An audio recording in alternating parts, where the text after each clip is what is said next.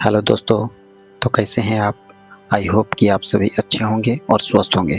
तो दोस्तों, जैसा कि हमने पाकिस्तान के ऊपर ये सारी वीडियोस आपके लिए दिया है कि क्यों पाकिस्तान भारत के पीछे पड़ा हुआ है, क्या रामायण के प्रभाव से पाकिस्तान सुधर पाएगा। पिछले वीडियो में हमने पूरे डिटेल में चर्चा किया था इस विषय में। ये भी बताया था कि क्या रामायण का इतना बड़ा प्रभाव हो सकता है कि पाकिस्तान जैसे आतंकवादी देश या आतंकवादी को पनाह देने वाले, आतंकवादी को जन्म देने वाले देशों को सही मार्ग में ला सकता है। क्या रामायण में और महाभारत में इतनी पावर है? तो ये हमने पिछले वीडियो में चर्चा किया था और ये देखा था दोस्तों कि मैं क्यों इस विषय में चर्चा कर रहा हूँ, जबकि रामायण और महाभारत को बहुत अच्छे ढंग से एक्सप्लेन किया गया है अलग अलग फिल्म प्रोड्यूसर के द्वारा, अलग अलग सीरियल्स के द्वारा। जो भी रामायण और महाभारत को दर्शाया गया है उनमें चमत्कारी रोल को ज़्यादा दिखाया गया है। जो भगवान के चमत्कारी गुणों को ज़्यादा एक्सप्लेन किया गया है और इसी कारण से आम लोगों के बीच प्रैक्टिकल रूप से नहीं पहुंच पा रहे हैं, यानी कि वो इन्हें अपने जीवन में डायरेक्ट नहीं इम्प्लीमेंट कर पा रहे हैं। उनके माइंड के एक कोने में ऐसा फिट हो जाता है कि ये तो काल्पनिक चीज़ें हैं, ये हमें मनोरंजन के लिए देखना सही है। वो किसी न किसी कोने में, दिमाग के किसी कोने में ऐसा बैठ जाता है कि वो एक कहानी लिखी गई है, परंतु ऐसा नहीं है कि वो कहानी लिखा गया है। अगर 2 मिनट के लिए हम मान भी लेते हैं कि वो कहानी लिखा गया होगा, तो क्या रामायण और महाभारत में बताई गई चीज़ों का इस वजह से खंडन कर दें कि वो प्रैक्टिकल नहीं हो सकता है? क्या हमारे जीवन में ऐसा घटित नहीं होता है? जी हाँ, घटित होता है। अगर हमें सीखने की ज़रूरत है तो हम एक चींटी और हाथी से भी सीख सकते हैं, हमें शिक्षा लेने की ज़रूरत है तो। परंतु यहाँ एक इंसान के ऊपर ये पूरी कथा लिखी गई है। और दूसरा ये हो सकता है कि ये सच भी हो, कौन से काल में ये घटित हुआ था और कौन सा सही समय में घटित हुआ था, वो एग्जैक्ट टाइम भी बताते हैं, तो उनका दावा तो झूठा नहीं हो सकता है। खैर, इसे हम अलग कोने में अगर रखते हैं तो आज के समय में हम क्या रामायण और महाभारत से ऐसी चीज़ें सीख सकते हैं और हम डायरेक्ट इम्प्लीमेंट कर सकते हैं। रामायण और महाभारत के जरिए हम एक अपना जीवन व्यवस्थित कर सकते हैं, जीवन को चला सकते हैं। उन्हें फॉलो करके हम अच्छे ढंग से स्वर्ग की अनुभूति लेते हुए अपने जीवन को हम चला सकते हैं। तो हमने ये पिछले वीडियो में डिटेल में चर्चा किया था। एजुकेशन सिस्टम को हम पूरे अच्छे ढंग से हम समझे थे, देखे थे। शिक्षा पूरी होने के बाद उनका एक छोटा सा एक टेस्ट लिया जाता है, उनकी काबिलियत पर परीक्षण किया जाता है, जिसे हम ये देखे थे कि ये ताड़कावध किया गया। और आज हम इसके आगे देखेंगे कि जब ये ताड़कावध करके अपने कुटिया में बैठते हैं, तभी महर्षि विश्वामित्र के पास एक संदेश आता है। राजा जनक का एक संदेश आता है, एक निमंत्रण आता है। उसी वक्त राम और लक्ष्मण विश्वामित्र के पास मौजूद होते हैं, तो इसी के कारण उन्हें भी साथ ले चलते हैं। और जाते हुए रास्ते में बहुत सारी चीज़ें, ज्ञान की चीज़ें राम और लक्ष्मण को समझाते हैं, बताते हैं। और इनमें एक ऐसा प्रसंग आता है, एक ऐसी ज्ञान देते हैं, जैसा कि आज के समय में हम अपने स्कूल्स में कहानी के जरिए अपने माइंड को तेज करते हैं, किसी चीज़ों का हम अच्छे ढंग से समझ पाते हैं। वैसे एक कहानी के रूप में विश्वामित्र ने राम और लक्ष्मण को समझाते हैं। तो जाते हुए पुराना महल होते हुए जाते हैं, वहाँ एक आश्चर्यचकित वाली चीज़ें राम को दिख जाती हैं। वो ये है कि घर के आसपास, पुराने महल के आसपास जितने भी पेड़ पौधे हैं सब सूखे पड़े हैं, और एक पौधा है, तुलसी का पौधा, जो हरा भरा है। ये कैसे हो गया, इसके बारे में वो जानना चाहते हैं। तो विश्वामित्र ने राम को समझाया कि ये एक श्रापित स्त्री की कहानी है। इनके बारे में ये बताते हैं कि ये श्रापित स्त्री का नाम अहिल्या है और इनके पति गौतम ऋषि हैं। गौतम ऋषि के श्राप के कारण अहिल्या को ये श्राप मिला था और ये आज तक श्रापित होने के कारण यहीं पत्थर की भांति पड़ी हुई है। तो इनके बारे में बताते हैं दोस्तों कि जब गौतम ऋषि स्नान करने के लिए आप जाते हैं तब इंद्र जो है वो अहिल्या को देखकर काफ़ी अट्रैक्टिव हो जाते हैं। वो ज़्यादा अट्रैक्ट हो जाते हैं अहिल्या की तरफ, क्योंकि अहिल्या काफ़ी सुंदरी थी। तो वो क्या करते हैं, अपने अहिल्या के पति के वेश में अहिल्या के कक्ष में चले जाते हैं और अहिल्या को इनके बारे में कुछ पता ही नहीं चलता। फिर जब चले जाते हैं तो जब वो लौटकर आते हैं गौतम ऋषि उन्हें देख लेते हैं और देखते हुए वो समझ जाते हैं कि ये छल कपट इंद्र का ही हो सकता है। और जैसे वो देखते हैं फिर इंद्र अपने ओरिजिनल वेश में आकर वो वहाँ से चले जाते हैं।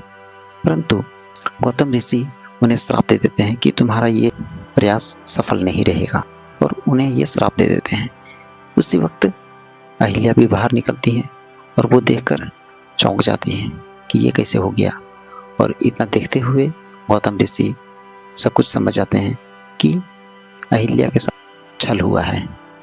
परंतु वो इतने गुस्से होने के कारण, इतने क्रोधित होने के कारण अहिल्या को भी श्राप दे देते हैं और उसी श्राप के कारण वो पत्थर की भांति काफ़ी सालों तक इसी तरह पड़ी हुई है।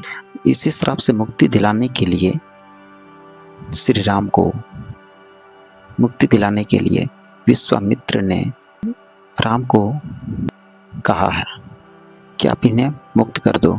जब ये अपने पैरों से इन्हें छूते हैं तब ये अपने स्त्री रूप में आ जाते हैं और उन्हें मुक्ति मिल जाती है। तो दोस्तों यहाँ समझने वाली बात ये है कि वो मुक्ति क्या है। मुक्ति दोस्तों ये यहाँ पर ये बताया जा रहा है कि एक अपमानित स्त्री जिनका कोई कसूर नहीं था, जिनके साथ कोई छल कपट किया गया है, उनका क्या कसूर था भला, तो उन्हें किस तरह के श्राप क्यों दिया जाए। तो उन्हें बाइज्जत बरी करना या बाइज्जत उन्हें श्राप से मुक्त करना उनका अधिकार है। श्राप से मुक्त होना उनका अधिकार है क्योंकि वो उनके अंदर कोई छल कपट और दोष नहीं था। तो ये शुभ काम राम करते हैं और वहाँ से फिर आगे चलते हैं और जनकपुर पहुँचते हैं। और जनकपुर पहुँचते ही विश्वामित्र को लेने के लिए स्वयं जनकपुर के राजा जनक खुद पहुँचते हैं, स्वयं पहुँचते हैं और उनका स्वागत भव्य तरीके से करते हैं। और जब राम और लक्ष्मण को देखते हैं तो वो उनका दिल खुश हो जाता है कि इतने सुंदर दो बालक, दो राजकुमार कहाँ से आए, ये कौन है, इनके बारे में जानने की इच्छा हो जाती है। तब इनका परिचय विश्वामित्र देते हैं। वहाँ जाने के बाद बगीचे में राम और लक्ष्मण का चुपके से मिलन होता है। एक दूसरे को छुप छुप कर देखते हैं और दोनों को काफ़ी पसंद एक दूसरे से हो जाता है। सभी प्रदेश के राजाओं को आमंत्रित किया गया था क्योंकि जनक की पुत्री सीता का स्वयंवर होने वाला था, उनका विवाह होने वाला था। तो जनक का एक इच्छा था, उनका एक शर्त था कि अपनी पुत्री का विवाह उसी के साथ करेंगे, उनका शर्त को स्वीकार करें। तो उनका शर्त दोस्तों कुछ ऐसा था कि राजा जनक को कड़ी तपस्या के बाद शिव धनुष मिला था। तो शिव ने उन्हें एक धनुष प्रदान किया था और वो धनुष कोई आम धनुष नहीं था दोस्तों। वो उनका शर्त दोस्तों ऐसा था कि जो महापुरुष या जो आमंत्रित लोग हैं वो अगर इस धनुष को उठाकर प्रत्यंचा चढ़ा ले, अपनी पुत्री का विवाह उन्हीं के साथ कर देंगे।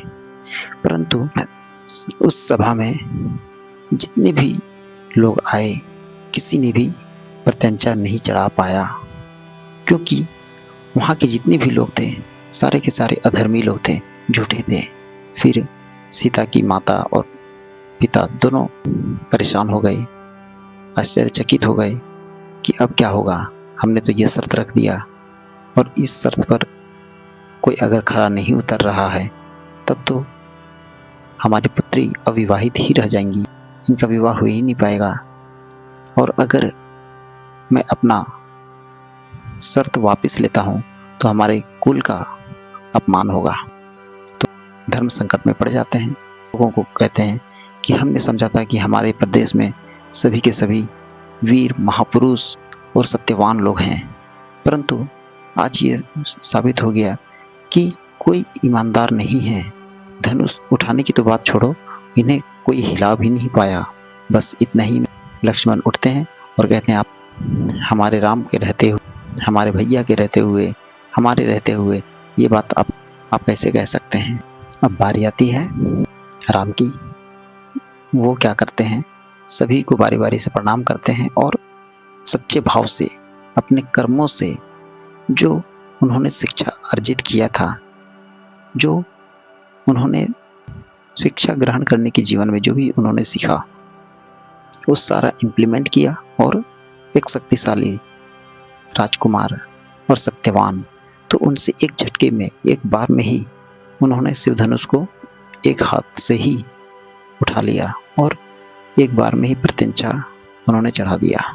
तो दोस्तों, वहाँ जितने भी लोग बैठे हुए थे सारे परेशान हो गए और उनकी इंसल्ट हो गई, क्योंकि वो जितने भी लोग बैठे हुए थे राम और लक्ष्मण को देखते ही वो हंसी और मजाक उड़ा रहे थे कि ये छोटा बालक, नन्हा बालक, ये क्या प्रत्यंचा चढ़ाने के लिए आया है, हमारे सामने ये टिक पाएंगे।